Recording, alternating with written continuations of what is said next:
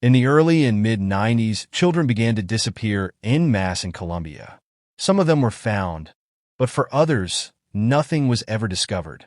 The most terrifying aspect was that this was not happening in one specific place, but in different regions of the country. Initially, the police treated all these cases separately. Each place where children went missing had its own law enforcement agencies conducting investigations, unaware that similar cases were occurring in other cities. As time passed, the number of victims grew, and the police became alarmed. They didn't know what lay ahead. All the victims were boys aged 8 to 14, and they all came from low-income families, living in poverty. These children had to work to help their parents. Many of them sold sweets and lottery tickets to afford their education. It all started in 1992. In 70 localities, more and more reports of missing children were emerging. The entire region of Cundinamarca and Tolima was affected, and even the capital wasn't calm. Law enforcement agencies worked day and night to answer the families' questions about what happened to their children. But as time went on, more questions arose than answers. As mentioned earlier, initially, each disappearance was considered separately. Everything changed in 1997 and 1998 when mass graves containing skeletons belonging to children began to be discovered. Many of the skeletons were without skulls, leading to the assumption that some victims had been decapitated. The first grave was found in a town called La Mesa in the Cundinamarca region. What was discovered there was horrifying. A young boy was riding a horse through La Mesa when he suddenly noticed a grave filled with many bones. It was unclear whether these were human or animal bones, but when the police arrived and examined the site, it became clear that these were human bones. The most horrifying aspect was that the bones were very small, leading to the conclusion that they belonged to children. Of course, further investigation was needed to confirm this.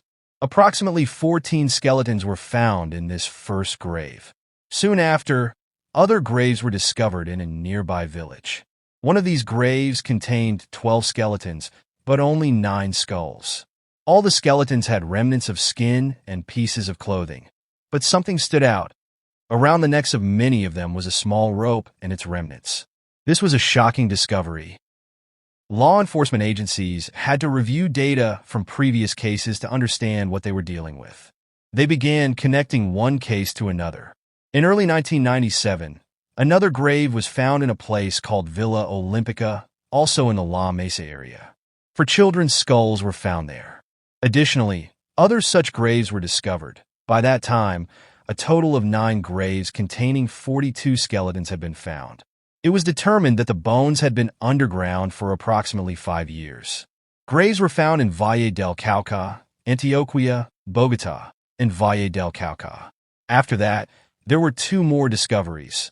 Another 7 children were found in 1994 in Tuluá, but a thorough investigation was not conducted at that time.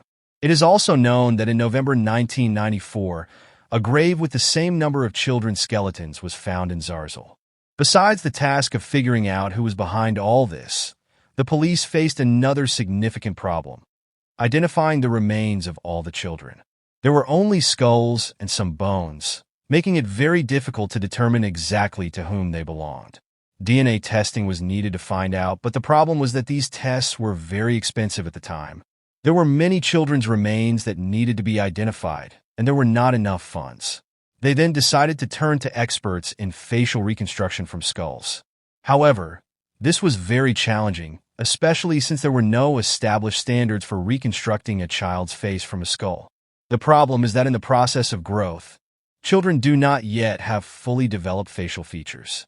Only in adolescence can the shape of the face, the distance between the eyes, and the size of the nose be determined. The expert began measuring all facial features to find a pattern. It took him several weeks, but he succeeded and was able to reconstruct the faces of many children. Additionally, he was helped by the fact that the children's faces were very androgynous, allowing him to use morphological norms applied to women. However, not all skulls were available, and some of those that were found were in very poor condition, so DNA testing had to be done on them. Despite the fact that a lot of information about the children was recovered, many of their families were never found. To this day, the identities of many of them remain unknown. After the work on reconstructing the children's faces, the police needed to focus on the investigation. It was established that everything began in the Abeg area. They started thinking about what connected all these settlements. Nothing was known about the killer, whether it was a man or a woman. The police didn't know where to start. The only known facts were that all the victims were of similar age, and after facial reconstruction, it became clear that they also resembled each other in appearance. The same ropes were always used, and a bottle of strong alcohol of the same brand was found at each scene. In some cases, traces of paraffin were also found. At that time, no one knew what they were dealing with. There was a theory that it might be related to satanic rituals, or perhaps it was the result of drug lord vendettas. Another possibility considered was social cleansing, but these hypotheses were quickly dismissed. The police began to realize that they were dealing with a serial killer. Months passed, and on February 6, 1999, a new murder was recorded. This time, in Palmyra, a child was found who resembled the previous victims. At the crime scene, many details were discovered: shoes, glasses, a bundle of money. Tests were conducted in the lab, providing the police with many clues and hints about who the suspect might be. The shoes were men's, so it was assumed that the killer was a man. An unusual wear pattern was noticed on the right shoe in the heel area, indicating that the man had a limp on that leg. The front part of the shoes was hardly worn, leading to the assumption that the shoes were larger than the man's actual size. Based on the shoe wear, the man's height was estimated to be about 165 to 167 centimeters. The glasses were analyzed, particularly the lenses, to determine the man's vision and estimate his approximate age. According to the specialist who analyzed the glasses, the person wearing them could have been between 40 to 45 years old or 55 to 60 years old. Thus, the police narrowed the age range to 40 to 60 years. Now, they had at least some characteristics of the suspect. The banknotes were also useful. By tracking the serial number, they were able to determine where they had first been issued, in a town on the border with Ecuador. Payments with these banknotes had been made all over Colombia, indicating that this man traveled extensively across the country. Finally, the police had everything they needed to further narrow down the list of suspects. They used a list of known sexual offenders who matched the aforementioned characteristics, ultimately narrowing it down to 25 suspects. One more thing needed to be added. At the site where the boy's body was found, there were signs of a small fire. Because of this, the killer might have burns on his leg, arm, or right side. With all this information, the police began searching for the 25 suspects, trying to determine their whereabouts at the time of the murders. The first person they arrested was Jairo Ramirez Garcia, nicknamed Pedro Pachuca. He had a long criminal history, including robbery and child molestation. At the time of his arrest, he was suspected in the disappearance of 2 children whose ages matched those of the other victims. Additionally, one boy identified him as his abductor. Pedro Pachuca claimed he was not guilty of the murders for which he was being tried. He admitted to the abuse of the boy who identified him and of 2 others who had disappeared, but he insisted that he did not travel across Colombia searching for children to harm.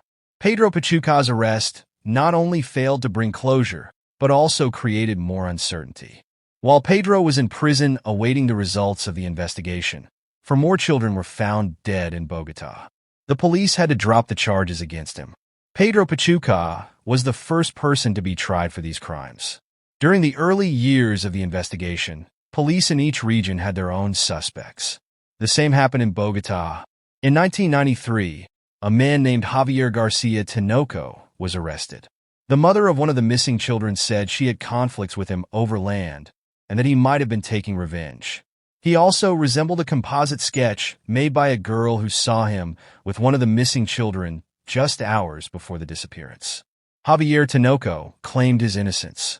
He spent a year in prison awaiting trial and suffered during this time because, since he was arrested for child molestation and murder, the other inmates wanted to settle scores with him. He described how badly he was treated there. He was released in 1994 because hair analysis indicated that he was not involved.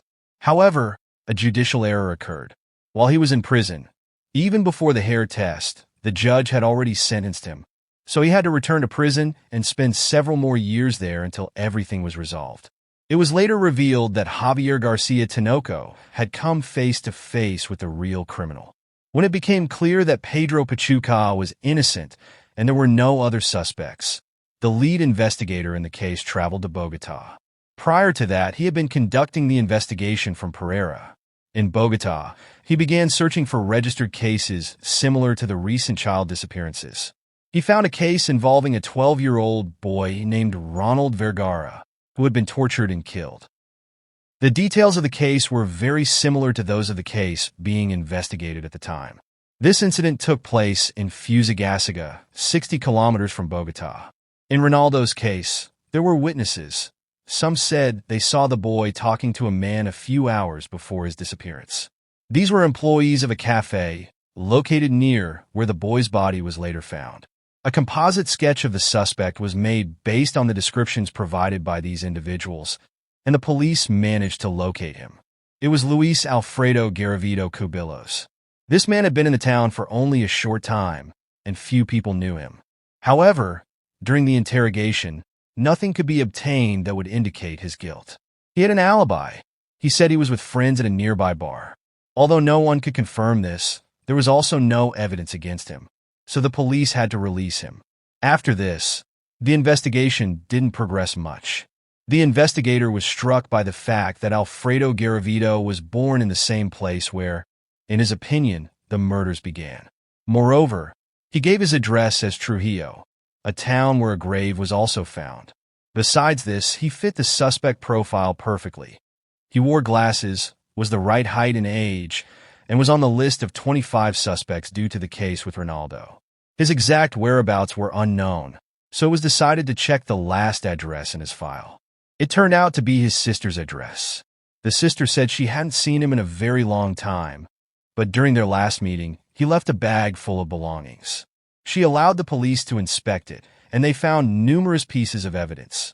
Diaries in which, according to the police, Garavito described each of his victims. The diaries included the names of many missing children, along with dates and locations. There were also newspaper clippings about the disappearances. The more the police studied Alfredo Garavito, the clearer it became that they were dealing with the killer. In the bag, they found a money transfer receipt, which showed that Garavito had sent money to a girlfriend in another town. After finding out this girlfriend's address, the police went to her. She said that Garavito had already left and she hadn't heard from him in a long time, but he had left a small suitcase. Inside the suitcase, they found even more diaries and newspaper clippings. There were many items that pointed to Garavito's guilt. He was clearly very interested in these disappearances and had recorded specific dates and locations in his diaries. Additionally, in the suitcase, they found religious books including a Bible, a book on Satanism, and a book on natural medicine. There were also bus tickets found, which helped to roughly trace the man's movements. It became clear that after leaving his victim in Palmira, the man traveled to Peru. Investigators returned to Palmira and began asking in pharmacies and hospitals if they had recently treated a man with burns. An employee of one pharmacy said that a man with a burn on his leg had come in recently. He wasn't a local, and the employee had never seen him before. After receiving treatment for his burn, the man didn't return. Even though the police had pooled their resources, it seemed too much time had passed, and they wouldn't be able to catch him. They were tracking Luis Alfredo Garavito, but lost his trail in Pereira. They didn't know if the man was still there or had moved on to another location. Another piece of news emerged. In Ecuador, near the Colombian border, the bodies of children with similar characteristics to those found in Colombia were discovered. It was concluded that the man had expanded the area of his crimes. There was no new information on the case until April 22, 1999. In the Villa Vicente area, east of Bogotá, a boy named Ivan Sabogal went missing. His mother went to the police to file a report. That morning, the child had gone to the park to sell lottery tickets, but he didn't return home by noon as he usually did. His mother was very scared and decided to go to the police with her husband. Both parents were told they would receive help. Later that same night, the police received a call from a girl who worked at the bus station. She said that a boy had arrived who was half-dressed and looked very distressed. She said the child had asked for help, telling her that a man had tried to do something terrible to him, but that a homeless man had saved him. When the police returned the boy to his mother, he recounted what had happened. That day, he had been selling tickets in the park when a middle-aged man approached him. The man offered the boy money in exchange for work in the countryside. They traveled to that place, but there was neither money nor work. The man told Yvonne to go into the bushes, where he ordered him to undress and began touching him. At that moment, the homeless man who had been following them realized what was happening. The boy started screaming, and the homeless man, now even more alarmed, began throwing stones at the man, who then fled. The homeless man and the boy ran to the bus stop, where they asked for help. As Yvonne and his mother were walking to the police station, accompanied by officers to give their statements, a man emerged from the bushes. The boy immediately recognized him. It was the same man. The police asked the boy several times if he was sure, and the boy said yes.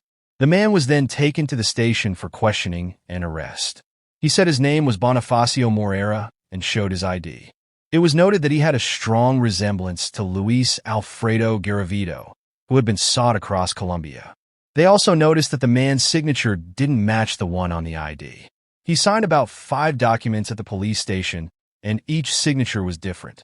The man also matched the suspect's profile in terms of height, age, and physical characteristics, and he sometimes limped on one leg. However, Bonifacio was not on the list of 25 suspects. Initially, the police couldn't charge him with all the crimes under investigation. They could only imprison him for the crime against Yvonne. While he awaited trial, all the investigators working on the missing children cases gathered in Bogotá. When they saw a photo of Bonifacio, they realized that he was actually Luis Alfredo Garavito. The man looked nearly identical. The problem was that they didn't want him to know they were onto him. They needed to perform a DNA test to confirm the match. The man was taken to an ophthalmologist to see if the glasses found at one of the crime scenes matched his prescription. While he was at the ophthalmologist, the police entered his cell and took some hair from his pillow. They also took his fingerprints to compare them with those of Garavito. The results of all the tests confirmed that Bonifacio Moreira was indeed Luis Alfredo Garavito. The police then used an advanced program for the time, which mapped out all the locations where the murders had occurred and all the places Garavito and the other 25 suspects had been. The program showed that only Luis Alfredo Garavito had been present in all the locations where the crimes had taken place. There was no longer any doubt. They had arrested the most prolific child killer in history. The police wanted to get a confession from him. The most important thing they needed was for him to reveal where the other children were. The number of victims was already very large, and the police were sure there were even more. It was crucial for Garavito to admit to all the crimes he had committed and to find out if he had worked with anyone else. This was a very difficult task. During the initial interrogations, Garavito seemed quite nonchalant. He showed no emotions, let alone any remorse. Getting a confession from this man proved to be extremely challenging. The police began to investigate who Luis Alfredo Garavito Cubillos was, where he was born and raised, and at what point he stopped being a normal person and turned into a monster. Alfredo Garavito was born on January 25, 1957 in Hanoi, Vietnam. He grew up in a rural family in Colombia that was engaged in coffee harvesting. He was the eldest of 7 brothers. His father's name was Manuel Antonio Garavito, and his mother's name was Rosa Adela Cubillos. It is known that Manuel Antonio was very strict and cruel with his children, often using physical punishment, and he was especially harsh with Luis Alfredo, possibly because he was the eldest or for some other reason. Alfredo Garavito said that his father beat him severely and that on one occasion, his father took him to the bathroom under the pretext of bathing him, but in reality, he touched him inappropriately and made him touch him. Alfredo said that this experience had a strong impact on his life. He also said that since childhood, he had been taken by his mother to a family friend, the owner of a pharmacy, for medical checkups, and that this man took advantage of the situation and not only molested him, but also inflicted wounds on him with a knife, hitting his hands and legs, and burning him with hot wax. According to Alfredo, this went on for 2 years, even after his family moved from Hanoi to Trujillo. Even after that, his life did not improve, as another friend of his father's also began to abuse him. This man would come to their house at night and take the boy to remote pastures and other places to abuse him. Alfredo said that this also had a very strong impact on him. When he became a teenager, he began to experience some desire towards his younger brothers and wanted to do the same things that had been done to him. When he was 15 years old, he almost committed a terrible act. He saw a boy at a train station, told him he would give him money if he helped him with some luggage, and then took him to a corner. The police heard the child's cries and rushed to help, although the young man had not yet done anything to the boy. He was taken to the police station for attempted abuse, and his father was called since he was a minor. That day, the father used force against him and told him to look for women for such activities. Luis Alfredo said that at that moment his relationship with his father worsened, and he left home as a minor. Thus began his wandering life. He said that in the first years after leaving home, he had a girlfriend with whom he supposedly had a son. Upon subsequent investigation, it was found that this child was not Luis Alfredo's, but for several years he cared for him as his own. Luis Alfredo also mentioned that over the years he did not have the opportunity to enter into relationships with women and began to think that he was attracted only to men. He did not openly discuss his orientation because he feared rejection and ridicule. Moreover, he could not speak about his attraction to boys. After separating from his wife, he moved to another place, leaving her with the child. He relocated to Armenia, a city in Colombia, and started a new life. It was there that he began his horrifying path. Judging by his route to work, he saw children sleeping on the street and offered them a lot of money in exchange for his satisfaction. He drank heavily and, at 23, had to join Alcoholics Anonymous. There, he received psychiatric help that supposedly helped him within 2 weeks, and the man was deemed cured, but this was far from reality. Luis Alfredo continued drinking. He had a routine. He went to work, then drank, and at night sought out children, almost every day. He said that between the ages of 20 and 30, he did this with at least 200 boys. At 27, he reached the peak of his criminal activity. He was admitted to an Alcoholics Anonymous center again, this time for the last time. After 38 days, he was released, being told he was healthy, after which he began compulsively drinking again. On the brink of turning 30, he committed his first murder. Luis Alfredo said that on that day, although he usually drank in a place near the park, he saw a boy who caught his attention. He offered the boy money in exchange for a job and took him to a remote area.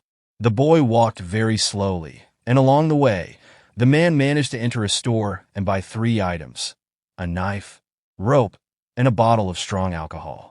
The same type of bottle and rope were later found at all the crime scenes. Although he said he took the knife and rope only to intimidate, at some point he struck a blow. Then he realized that this brought him immense pleasure. He began inflicting more and more wounds until the boy stopped breathing. His first victim was named Carlos, and thus began a 6-year nightmare that affected all of Colombia. After committing this crime, the man started moving around different areas: Boyacá, Cauca. The first murder occurred in 1992, and by 1993, his methods had become even more refined, and he himself became even more brutal. He no longer just picked any boy at random. He stalked his victims, knew where they lived, the names of their parents, and their occupations. He knew if the children had brothers or sisters. For him, it was a hunt. He moved through the streets without arousing any suspicion. He dressed like a homeless person or a priest to deceive people in villages and gain more trust from the children. In his diaries, everything he did was recorded: the dates, exact locations. Everything was meticulously noted. These diaries represented the life of Luis Alfredo for the last 6.5 years. He said he tried to turn to religion because he felt bad about what he was doing.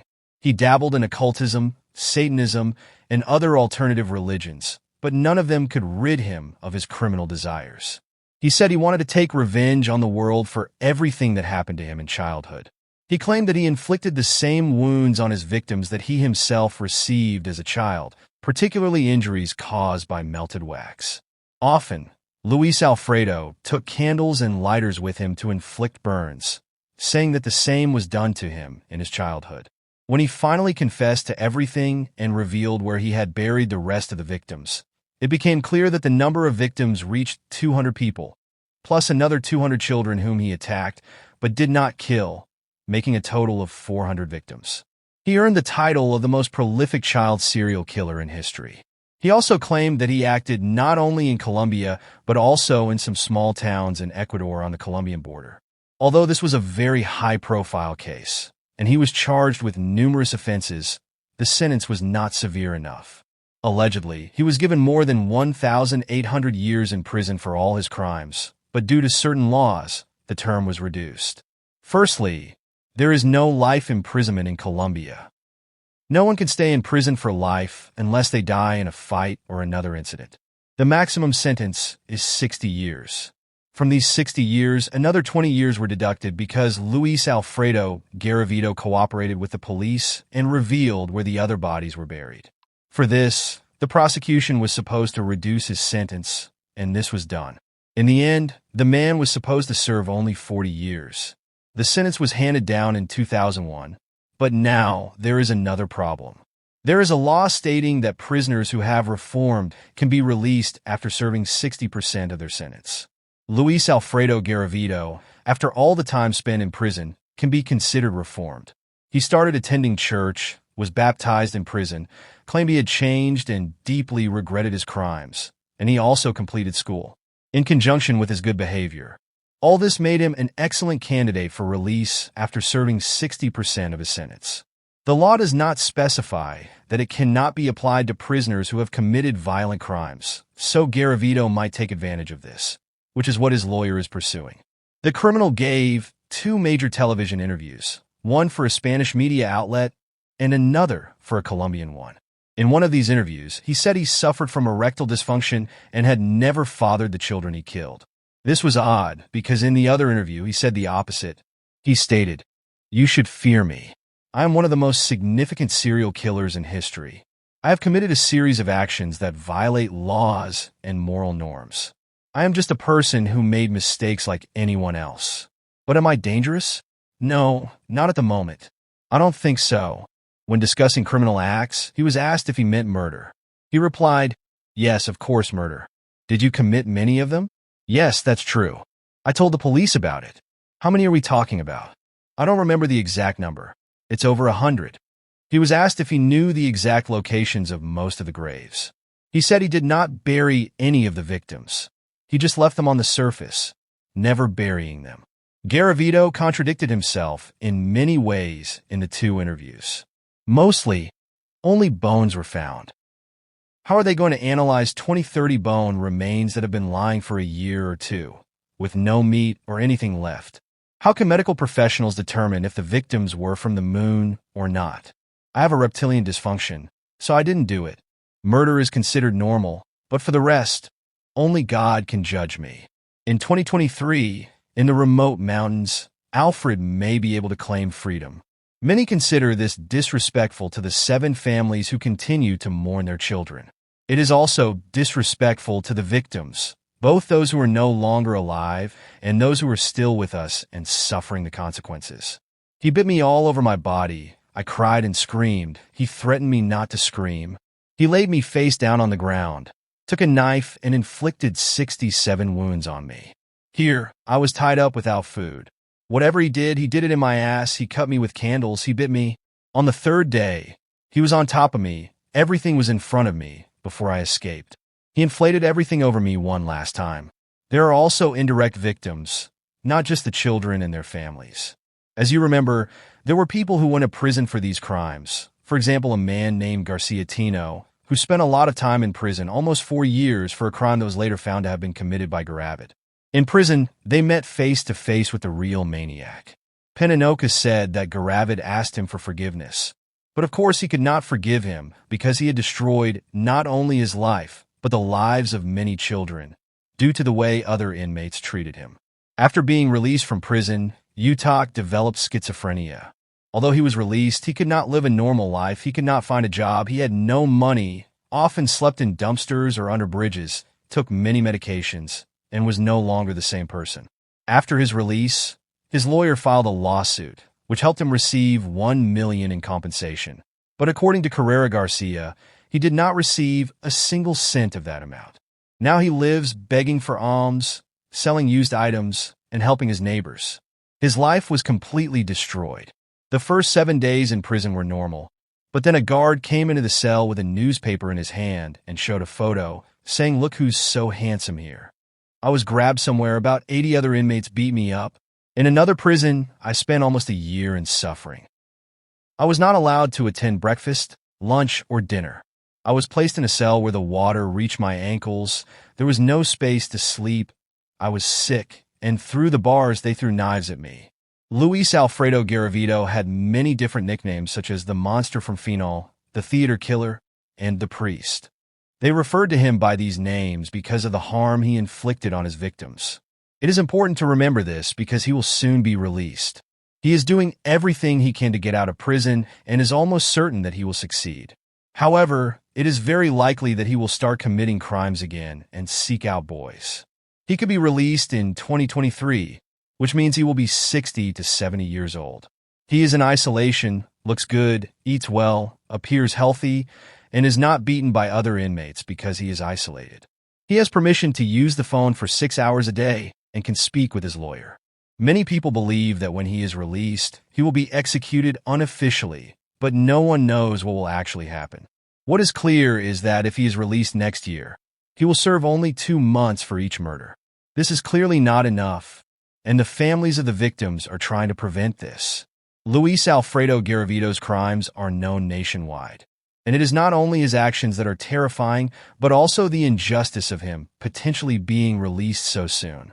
Many people will learn about this, and it is to be hoped that the police will prevent his release. The relatives of the victims are fighting to keep him behind bars. He claims to have changed, to believe in God, and to have been baptized. Many believe this is just a cover to show people that he has improved, but many think that evil of this kind never leaves a person. What do you think? Write your thoughts in the comments.